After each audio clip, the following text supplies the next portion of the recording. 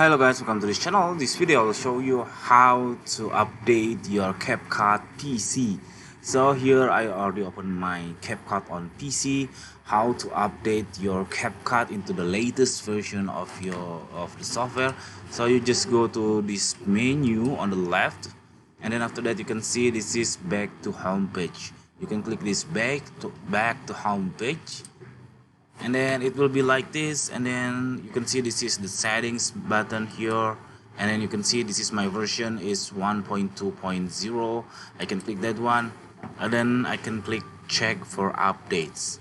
After that, here I have new updates 1.3.2, so I can install now, and then wait until it's already download, and it's supposed to be immediately installed in your PC or Mac. Okay, that's it. This simple tutorial. I hope it's helpful for you. If it's, please subscribe our channel, or you can just click put thanks on down below. We will really appreciate that. Thank you. Bye bye.